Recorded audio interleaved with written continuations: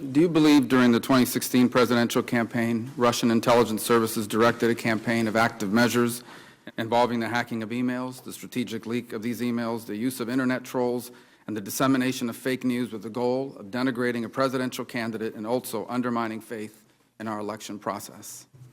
Senator, I've had no unclassified briefings because I've not received my clearance yet. However, I did read the interagency report that was released on January the 6th.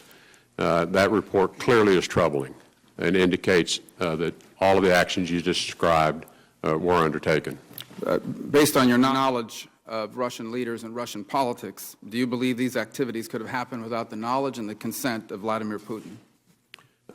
I'm not in a position to be able to make that determination. Again, that's indicated in the report, but I know there's additional classified information that might inform my view. You've engaged in significant business activities in Russia, so I'm sure you're aware that very few things of a major proportion happen in that country without Vladimir Putin's permission. So I ask, based on your views of Russian politics and your experience, is it possible for something like this involving the United States elections to have happened without Vladimir Putin knowing about it and authorizing it? I think that's a fair assumption. That he would have needed Yes. to. Is Vladimir Putin a war criminal? I would not use that term. Well, let me describe the situation in Aleppo, and perhaps that will help you reach that conclusion. In Aleppo, Mr. Putin has directed his military to conduct a devastating campaign. He's targeted schools. This is not the first time Mr. Putin is involved in campaigns of this kind.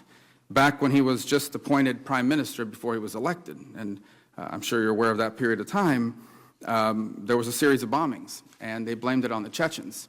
And Mr. Putin personally said that he would punish them, and so he ordered the Air Force to bomb the Chechen capital of Grozny. So, based on all this information and what's publicly in the record about what's happened in Aleppo and the Russian military, you are still not prepared to say that Vladimir Putin and his military have violated the rules of war and have conducted war crimes in Aleppo. Those are very, very serious charges to make, and I would want to have much more information before reaching a conclusion. There's so much information out there. It should not be hard to say that Vladimir Putin's military has conducted war crimes in Aleppo, because it is never acceptable, you would agree, for a military to specifically target civilians, which is what's happened there through the Russian military. And, I find it discouraging, your inability to cite that, which I think is globally accepted. Mr. Tillerson, do you believe that Vladimir Putin and his cronies are responsible for ordering the murder of countless dissidents, journalists, and political opponents?